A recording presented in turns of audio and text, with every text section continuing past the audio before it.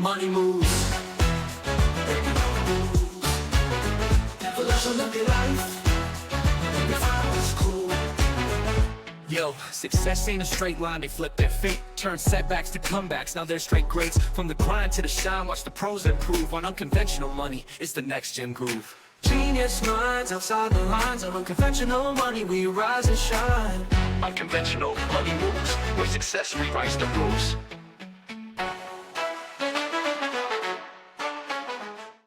David, welcome to the Unconventional Money Moves podcast. Happy to have you here today. Thank you for having me. Yeah, you do things in the trading world. Tell everyone a little bit about what your background is, as well as I believe you have like a community that you help educate others that want to learn same sort of strategies that you've been using for quite some time now. Yeah, sure. My name is David Chau. I was recently featured in the Wall Street Journal for moving markets. We trade the SPX, so that represents the SP 500, and I manage a community of over 1,000 plus members. And I also manage my own hedge fund. Nice. I didn't know you do a hedge fund too. What was it like getting featured in the Wall Street Journal? Initially, I didn't really want to do it just because like I'm an introvert. I like focusing on like my own work, and I don't like being in the public eye like that. But I mean, I guess like good things and bad things came out of it. But yeah, it was a new experience. Yeah, you didn't. I don't know. It's like nice to be recognized at the same time, though. It depends on what kind of recognition you're receiving and for what. Especially like as a college dropout, I didn't really have anything to show for, and just to have this kind of made things a lot better for me. So. Yeah, for sure. So you dropped out of college to pursue what you're doing now. There you go. Yeah, we're here. So you dropped out of college when you started getting some success in trading. Like, walk us through how you made that decision, because I think I'd be too scared to drop out of college. Well, I'm 31 years old now, and I dropped out of college my second year. Wasn't well. Let's just say I didn't have a choice. I was failing all my classes, failing my business classes, and just like things like that. It's kind of ironic because I'm running my own business now. But that kind of forced me in a good way to kind of pursue what I was already doing. I was at that time I was an early investor in crypto. Like it was like $4, and I had my own mining business in my dorm rooms, and because we were getting free electricity and stuff like that, and because that didn't really take too much time, I was able to do other things like trade stocks and learn technical analysis and all that fun stuff. What was the first trade that you did when you started getting into this? Can you remember? Well, the first trade that I ever did, I honestly I don't know. It's been so long, and yeah, it's the first trade I've ever did. I know like the first trade I've ever done that has made the most money. That was like what was memorable. So I think that the large trade I made for stocks was I had portfolio margin, and there was a neat way to do this, right? For selling cash secured puts. You're a bit familiar with it. Selling puts? Yes, when you're selling cash secured puts, you're putting up money um for you're selling a contract, and you have obligation to buy stock at a given price. And so one day I'd use my portfolio margin to sell a cash secured put on Mara, which is a crypto stock. And then I got assigned. And so basically whoever I sold the contract to sold all their puts to me. I sold all their Mara contracts to me. And I woke up with like $500,000. So yeah. I think that month, yeah, that month specifically, I think the most I made was about $1,000,000. And this was when you were like failing school? It was a bit towards 2020. So when I was failing school, I dropped out my second year, but I mean at that I wasn't failing business. So I think I was a bit further ahead than a lot of my colleagues, and I think I still am now. Yeah, I mean, school doesn't teach you the things that you've learned. I mean, the best way to learn anything is just to do it, practice, read about it, and continue to work on it each and every day. Versus school, a lot of the material is outdated that they're teaching you anyway. So the things that you're learning don't even apply to what's happening in society as of now. honestly, that's the same for stocks too. Like because I think back then there wasn't too much material to like learn from. Everything was very traditional, and it was like everything you learn, it's just what it is, right? It's not like they're not challenging you to think outside the box. And so at that time, when I was starting to learn, like when I started to learn trading, like I opened up an account when I was 18 years old. And so when I started learning trading, I was doing like YouTube and all that stuff. But all the YouTube content is like outdated now, you know? So, and I still think it's true. I think like some of the worst traders like create content, and then some of the best traders are not. So how can we like learn and connect with people that are actually doing well like that? So Yeah, I mean, I think it was Charlie Munger said during a shareholder meeting, if someone's really good at what they do, why in the heck do they need to sell you a course on how to do it? Wouldn't they be doing it or building a enterprise to have more people doing it for them so that they don't have to? yeah. And I feel like that's like what we've kind of come into now is like the best people are doing the work, but they're not being recognized as the best because they're not great at social media or they're just not doing it at all. Yeah. You know what? I get a lot of questions about like, hey, if the strategy works so well, like why are you sharing it? Why aren't you just keeping it to yourself? And if you think about it, like a lot of the largest hedge funds, like quant funds in the world and successful traders, they manage money through hedge funds. So and that's through scale because they're trying to capture scale. Yeah, I mean, Berkshire Hathaway has traders. Every large company that has securities hires traders to help them with their public portfolios that they have. And I Sure. mean, how are you doing it? Are you currently doing everything on your own? Are you starting to like build out a squad? I know that you're teaching people how to do these things as a hedge fund.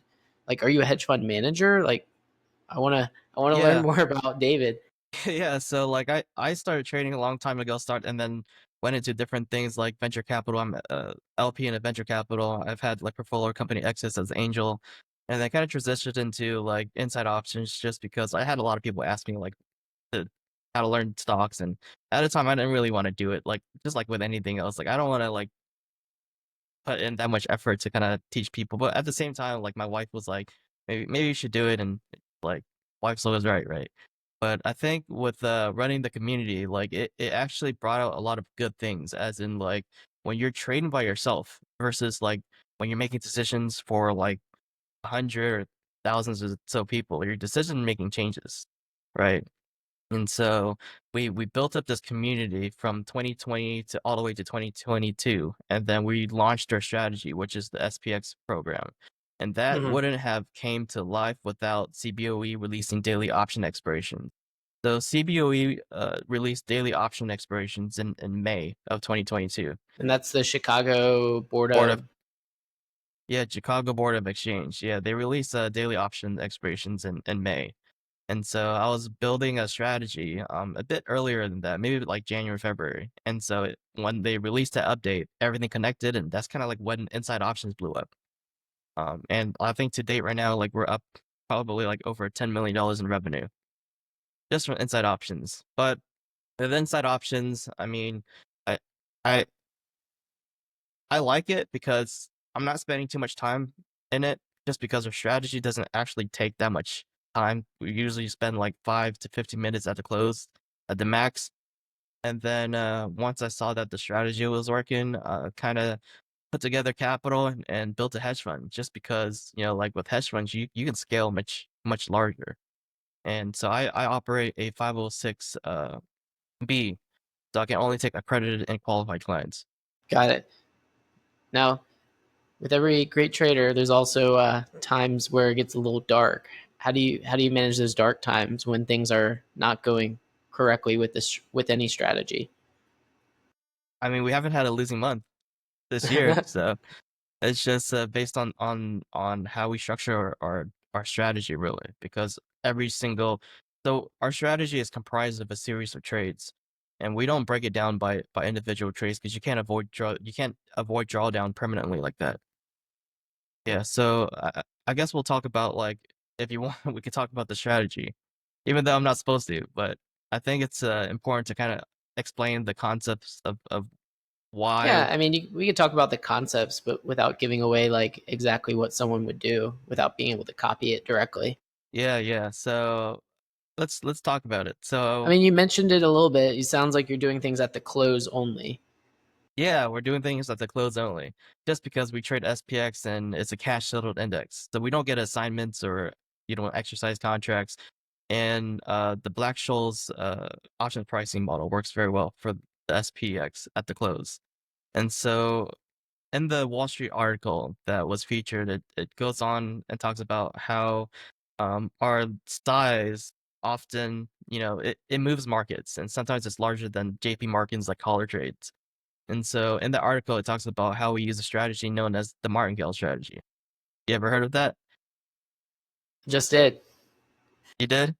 Yeah, so martingale strategy is a statistical like strategy used in like casinos. Like for example, if you're playing like roulette or blackjack or whatever. And to be clear, like I don't gamble a lot. No, I don't even gamble. Okay, so I don't gamble like that, and it this martingale strategy does not work in casinos, right? But what the martingale strategy is, it's a concept of placing one bet, and if you lost that bet, you will double up. And at some point, you could lose like 9 trades in a row, and at the 10th trade, you might be able to win that trade and make all your drawdown back. And so Yeah, that goes with the principle that we believe that accuracy in the market does not have a one-to-one correlation to profitability. Meaning that if you have a 90% or even a 99% accuracy rate, you could still be losing money. Whereas for us, we only need to be right, 16% of the time to make money in the market, which is a lot better because then you don't have to be right or you don't have to be wrong. yeah. That reminds me of I went to school for math, and it reminds me of Bayes' theorem using like conditional probability. Yeah. So like I tell people like, you watch any sports at all? You have any like sports that you pay attention to? I don't. I used to play paintball as a sport. Paintball. Yeah. Yeah, it's kind of like, hey, if I lose 10 paintball matches in a row, the chances that I win the 11th one is going to be higher.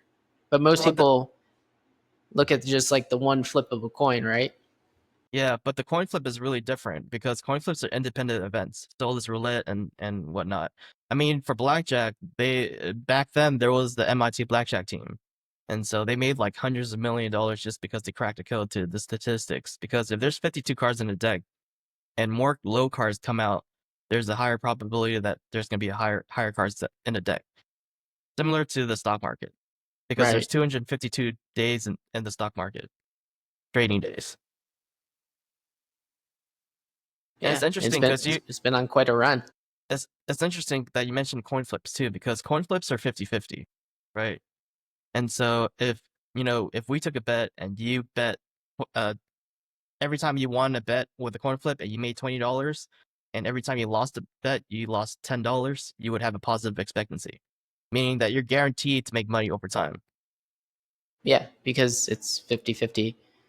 But in terms of maybe I'm looking at it different, but in terms of like coin flips, but the chances of getting like 5 heads in a row, would that be different than what we're talking about here? Well, to get 5 heads in a row is not 50%, right? So Right, it'd be and this 0.5 to the fifth. Yeah, so if you translate that over to the stock market is a bit different, right? So the stock market has built-in statistics as well. And the options pricing is the formula is based on Black-Scholes for SPX. And Black-Scholes takes into account implied volatility, strikes, and all that stuff. And so that would effectively represent an efficient market. So what an efficient market is what it means is that all price reflects all current information. And basically it in addition to that, it basically means that the market is willing to pay you based on the risk that you take. So if you risk $100 in the market and your loss is if you risk is 100 and your reward is 100, you have a 50-50 probability. But what's interesting about the stock market is that you can adjust your size, your trade strike selection, and build a standard deviation, which has about a 68% chance of winning. So if you take that to the fifth, you have a 99% chance of winning a series of trades. And to go back, the martingale again strategy doesn't work in casinos because there's table limits. So if you were to go play roulette or blackjack, and then you're like, I'm gonna double my bet because I heard about this podcast. Well, that's not gonna work because there's a max limit, so you can't double your bet after you hit that limit. Whereas in the stock market, there are no limits. So theoretically, if you had an infinite amount of capital, you'd never lose. So essentially, what you're saying is the table games put in the minimums and the maximums to avoid someone being able to use this against the casino. However, in the stock market, you can put as much in as you want. There's no limit. Yeah, that's correct. I mean, the casino is one big business for it's a statistical based business, and so is the market. So Yeah, I've been working on a strategy called like the value snapback with like large cap companies and essentially taking certain data to help identify some trends of potential entries into different positions. So I just got it to work like a month ago. So it's been interesting seeing it run every day and seeing like how it's ranking things. But essentially, you are like a one stream, uh, one stream strategy. You're just doing SPX, and that's it. yeah, the reason why we trade SPX only is because it offers tax advantages. The 60/40 for capital gains, 60% tax as long term, 40% tax as short term. On every single trade, right? Yeah, SPX is the 1256 contract. Got it. Because that's a lot of thing like day traders get into is like, you know, if they're just day trading an individual company, then everything's being taxed at short, but that eats into return. So Yeah, but I've never met one successful day trader. Like, I think the statistics are like over 95% of day traders fail. But at the same time, like 100% of the time, the stock market makes new all-time highs. yeah, we've had one other person who said they were a successful day trader on. I've uh I've been chatting with someone that works at Dub, this like new app Dub where you can like copy trades. And there's someone on there called like Brett Simba who apparently is like crushing it. I don't know. It's like hard to know like who's real and who's not. And it seems like Yeah, that's the thing, because like I've been doing this for a long time, I think, and I join every Discord groups, every program courses, I watch every YouTube videos, and just you just never know, you know. yeah. So how could someone decipher like who knows what they're talking about, such as David, versus just like watching free YouTube videos and hoping it works out? Well, first of all, you have to try it first before you knock it, right? And so Yeah. I'm a big believer in trying something first, even though it might seem like scammy or whatever, and then decide for yourself and make sure you don't lose a lot of money off of it. But I would say the biggest differentiator is just like seeing if they're posting like live alerts where, you know, people can actually track and follow. And sometimes the alerts that they post might have discrepancies with the pricing, because sometimes somebody might get in at a certain price, and then when they post the alert, it's like at a different price, right? Mhm. Especially with like low float stocks. And that's why I don't really trade stocks. I trade options specifically, just because everything is verifiable. And when you're trading options, SPX is one of the liquid markets in the world. So if I'm filling an Iron Condor for like $180, somebody else is going to be able to fill it at that same price too. Right. And for anyone that might be listening, an Iron Condor is a two different option strategies put together. So it's what It's let's walk through it for anyone who might not know what that is. Yeah, so an Iron Condor it's not two separate options put together. It's comprised of four different legs. A a buy call, a sell call, a sell put, and a buy put. Effectively, it's just a range. And the Mm-hmm. purpose of the Iron Condor is to make money when SPX stays within the range. Kind of like basketball or tennis, or the ball has to stay in the court. Right. Yeah, I've never done one before, but I've heard of some folks that have done it. And I was talking to one friend who works at a large financial institution. Apparently, they didn't do it correctly or something. I don't know. Something went wrong. Yeah, actually, we trade. So with positive expectancy, right? I talk about this a lot in my program. So when you trade, there's 252 trading days in a year. And if you trade just one contract, one Iron Condor specifically every single day, you will lose money because it's negative expectancy. Got it. So that's like the difference is like you have to have enough chips on the table in order to be able to go through the losses to eventually get to the win. And then eventually when you get to the win, the strategy set up so that way that win could cover the losses and then more. Well, that's the martingale mechanic. But I'm talking about if you're not using any mechanics and you're just trading one contract, Iron Condor, every single day for 252 days, you're gonna lose money because it's negative expectancy. And that's why we don't. Since Martingale is just a mechanic, we don't trade every single day. We only have a handful of trades, every month. Got it. So you're looking for certain like indicators to turn green before even making any sort of decision. Well, it's quantitative, so it's based on expected value. So if it shows that this specific data set has positive expectancy, then we'll trade it. It's very cool. Did you like build that out? How did you come up with that? Well, it's evolved, like so when we started, we had to figure everything out, and we're just going ham, and we're trading Iron Condors literally every day. And then we started looking into the data because you can't backtest before 2022 for daily option expirations because they just released it, right? And so we had to collect data and eventually looked at the data and saw that hey, we could actually make more money not trading negative expectancy. Got it. So you figured out that that was a variable that you don't even want to have in your system, and you're like, let's Yeah, just remove that variable from our decision making yeah, altogether. yeah. A lot of people are watching and are like, well, how do you label the positive expectancy or whatever? It's just a specific data set that we label every single day, and so we have names for every day. So every day has a specific label, and so when that label pops up, we just skip it or we trade it. Seems like it's just real binary, just ones and zeros.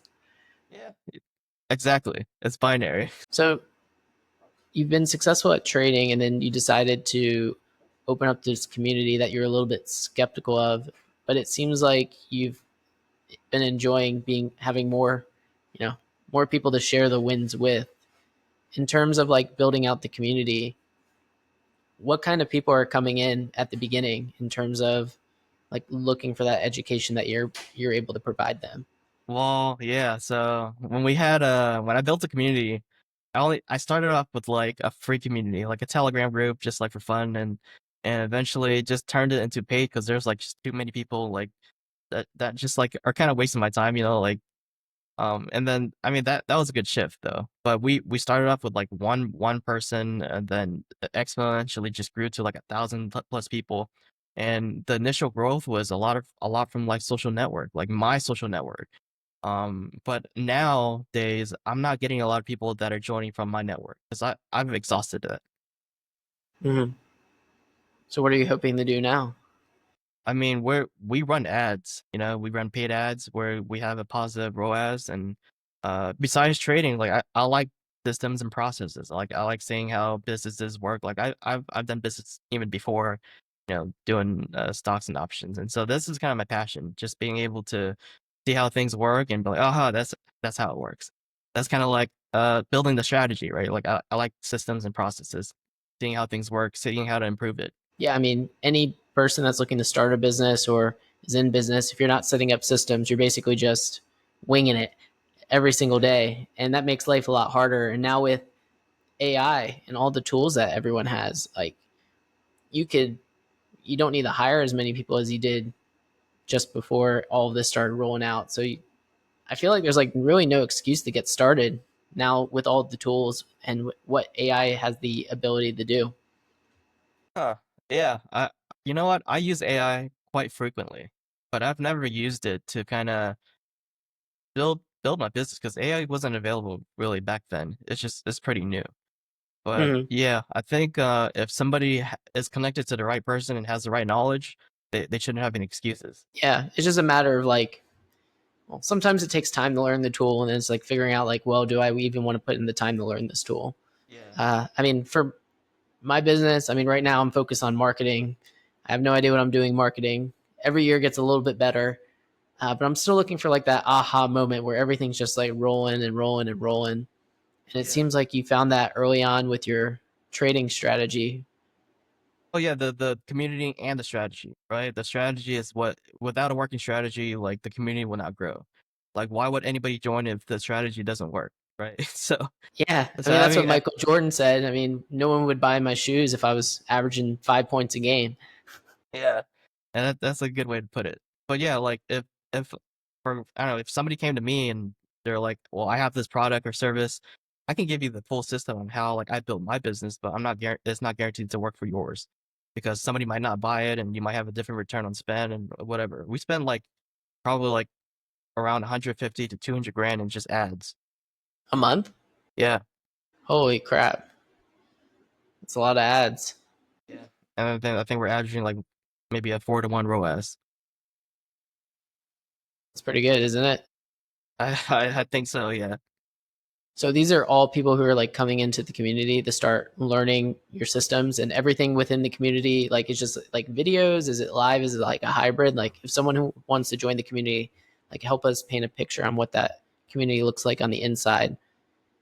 Well, it's not too complicated. Like it's not too fancy. Like so if somebody enrolls in the program, they'll get access to like a training portal, which kind of shows you like how to open trades, how to close them, how to use our tools to calculate the doubling down, whatever as I would call it. And we don't again we don't actually double down, right? There's a specific way we do it. But they get everything that they need in order to get started.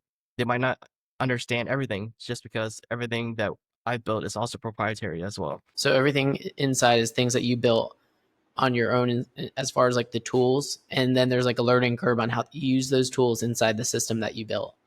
Yeah, I think that I mean we have a lot of the demographics is pretty wide. We have a lot of people that come in with zero experience. Like we had somebody's this member's wife. She didn't want to trade, and he got her hooked on it. So this is like her full time now. Oh, wow. Is she trying to rope the husband in now? I think she might be making more than him. That's pretty cool. Yeah, I mean, a lot of people would be scared to get into this though, just because of like the stories that you hear. It's like, oh no, like, what if it doesn't work? Like that sort of thing. Like that sort of fear of loss can definitely creep in because people and money are just so That's emotionally attached. That's called risk aversion. People feel losses more than they feel wins. But yeah, that's also why like you ever see those like quadrants like where it shows like this quadrant is like employees and this quadrant is like business owners. And it was like by Robert Kiyosaki. Maybe he might have been the one to do that. But just it requires like a certain type of person in order to take risk and be able to spot opportunities and take action on it. Like I have some people where even if I would have even if I gave them like money to trade with, they wouldn't trade because they're so scared, and that's the reality of it. So Yeah, it's I was curious one time, and I started seeing that they hire people to like trade other people's capital. who hires who to trade whose capital. Like I've seen like companies will hire people once they pass like a certain exam to like start day trading. Oh, are you talking about prop funds, prop Yeah, firms? I think prop Mhm. firms are probably like the biggest scams. Man. They pay out, but just the business model is just a huge scam. Just because you know how prop firms work, do you? Oh, I have no idea how they work. I was just like, I wanted to look into it because I was like, hey, maybe I have some free time. I can start doing some things. So trading, like the statistics for trading, day traders they already have a high failure rate, like 95% plus or more. So when you're trading for prop firms, they also have rules within their prop firms that you can't hit like a trailing drawdown, or they set a lot of things to increase the failure rate for you, right? And so like out of like 1,000 people that pay him, $300 or whatever, 90% of them might fail. I don't know, it might not be 90%, but a high percentage will fail. And then they might get like, I don't know, a small handful of people that got lucky and made it, and those people get paid out. So it's almost like a huge like pyramid. It's like a casino. They know how many people are going to fail, how many people are going to succeed, and exactly how much money's going in and out with certain parameters in place. Yeah, exactly. So I've never been a fan of it, but I think it's like a good uh it's a good thing just to kind of practice, because it's better losing like $300 than losing like 100K or whatever your life savings, you know. So Yeah, I mean that's the scary thing. But I mean, most people that get into day trading, especially like on Robinhood, like people who are like on their phone trying to like day trade while they're working at the same time. I have friends that do it. I was like, bro, you're just you're just straight gambling at this point, because you can't be doing like multiple things and not have a system in place and expect to be successful. Yeah, you get that one big win and that fuels you for the next X amount of time, and then you get this false sense of, false sense of hope that you actually know what you're doing. yeah, you're right. I mean, that's the reality of trading, right? Like if you don't know what you're doing, you're just gonna be doing whatever, right? And you just fall into the statistics of other traders. And it's just y- it's hard to learn, you know, like it's hard to learn because there's so much information out there, like YouTube tutorials, and like I said, sometimes it's outdated too. And even when you're given like a blueprint, like with my community, like I have over 1,000, I don't know, like what is it, 1,100 right now. Even if I give them like instructions on how to do things, always a handful of them just miss the trades, or they're like they just do their own thing, and like that stuff happens, you know.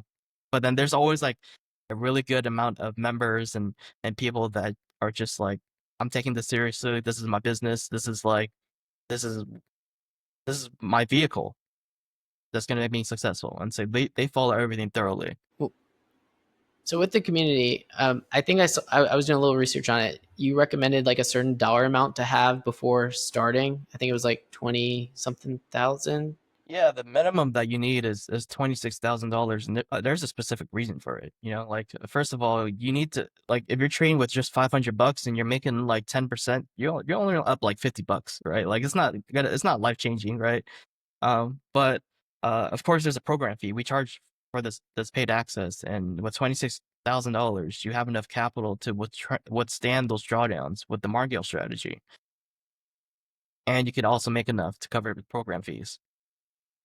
So basically, with the strategy, with the system that you created, essentially you set it up so that way, if you have this minimum amount of capital, it'll cover losses, cover the fees, and then basically you're getting the program for free once everything starts to work out correctly over time. Yeah, exactly. It's quantifiable, and so that's the thing with the strategy. It's predictable in a way where you know what you're gonna make, like I don't know, every year or every month or whatever it is. And then the fun thing about it is when you use the compound calculator. And I go to this website called thecalculatorsite.com, and with that site you can actually compound monthly, right? So if you put in $26,000 and you compound 100% a year, as an advisor, you've never heard of anybody making 100% a year, right? Not on average, no. So go in and type in that number, 26,000. You get 100% annual return. You compound every month, right? In about 70 months, you're up like 7 million. That's the calculations for it. So, So at this point, does it get boring? what do you mean? Does it get boring? Like, does it get boring just like doing this over and over at all? Like, do you ever That's the get bored of point. it? Well, I trade not to have fun, trade to make money. I mean, I think it's fun to show people, like if I were to pitch this to myself like 10 years ago, like just because like back then, like I did a lot of investing. I invest into like VC funds, and I know those like what high returns are, you know, especially with portfolio company exits. And so if somebody pitched this to me and they're like, this is what you're gonna be making like over a year, I'm like, dude, this is such a BS, you know, because the S&P 500 returns like what, like 10% a year or something like that. And so you always hear this like this you always read articles about how nobody can ever beat the S&P 500 returns. And that's, I mean, now Well, that's really a that's not lie. true. That's just, I mean, I look at it as like a lot of people nowadays are like, oh, I'm just going to invest in SPY because no one can beat the market. And I look at that and I read these things on like, you can go on Reddit, you can see the people like, oh, like never hire an advisor, never hire someone to like manage your money for you. And I look at it as like, one, it definitely could be done. And secondly, the more people that do investing that way, I look at it as the easier it makes it for other people who aren't doing it that way. I think it's a good baseline, like for somebody that has no idea what they're doing, because they're gonna lose their ass. Like I said, like over 90% of people that's gonna be trading and investing on their own, they're gonna lose their ass, you know. And so I think it's always best to work with somebody that knows what they're doing, you know. But eventually, like, don't get stuck in a bubble, you know, and think that there's something else possible. Yeah, people have a lot of limiting beliefs. I mean, you said your own. If you from now went to yourself in the past, you wouldn't believe what you said. Yeah, I wouldn't, because like you know, like I try to study everything. Like that's how I got into crypto early. That's how I got into a lot of things early. And it's just like I feel like there's, even if I were to keep looking now, I still look now. Obviously, that you can buy businesses, and you could buy one for maybe like 2 times a beta, and yeah, you make your money back in like 2 years, but still doesn't beat what we're doing. Even in real estate, like sometimes if you join like syndicates and like real estate funds, sometimes might get like 20 to 26, you know, IRR. Yeah. Well, obviously, real estate can go very wrong, Yeah, we actually and get a lot of it's not as people. liquid as the market is. Yeah, we actually have a lot of members that are real estate professionals, like they have like the develop real estate, or like have apartment complexes. And the last time I talked to somebody, they like sold their entire portfolio just to do this, just because you don't have to deal with tenants and things like that. And I don't invest into like real estate like that. I mean, I bought my home like with cash, but um, like I'm not saying like the opportunity cost is too much, you know. So Yeah, I've told some of our clients, I was like, you know what the best part about like investing in the markets are? They never complain. They're not going to call you. They don't break. I mean, they go up and down in price, but they don't like break down. You don't have to like repair them. yeah, It just makes life a lot simpler. yeah. If you're doing stocks, because like 100% of the time, stocks will, well, the SP 500 will make new all time highs 100% of the time. Yeah, and that's where we're at right now, or give or take. Yeah, I think we made new all time highs, especially with all that volatility earlier in the year. Yeah, I bet that was a good opportunity for your strategy with all that movement. Well, it works with anything, you know, like it works with whether the market's going down or going up. Um, I read an article the other day where some of the largest hedge funds, quant funds, lost money in June and July. They couldn't figure out what was going on. Um, and so June that of was, July of this year, 2025. yeah, they lost like 7% or something like that. And this year, I mean, we haven't lost any money. We haven't lost any money this year. Haven't had a losing month. We've been doing this for like 3 years. When was the last time? How many losing months have you had, or do you even know? Can you count Well, on one hand? so with Martingale, it, every series of trades, because with Martingale it's a series of trades. It's not like independent trades. So within the series, yeah, there's gonna be drawdowns. But at the end of the series, there's always a cumulative net profit, right? So once you complete a series, you're always gonna end up with a cumulative net profit. That's just the math of it. Because if you And think that's about how. it, if you double down your bet every single time until you win, you're gonna hit that win, right? Especially if your trades has a 68% chance of winning, which is a standard deviation. So you have positive expectancy. Within the one standard deviation. Yeah, it's like flipping a coin, and you make $20, but you lose $10 every flip. You'll have a positive expectancy. Or if I told you that you have to flip heads like 100 times in a row, that's gonna take a while. Uh, yeah, I think the statistics there would probably be close to zero. Yeah. So, but like I said, if you have an infinite amount of money, like you could go on forever. But it comes down to a point where you have to also calculate. You know, like, is it worth doing this? If I'm putting up $1 million just to make 1% a year, probably not. You know.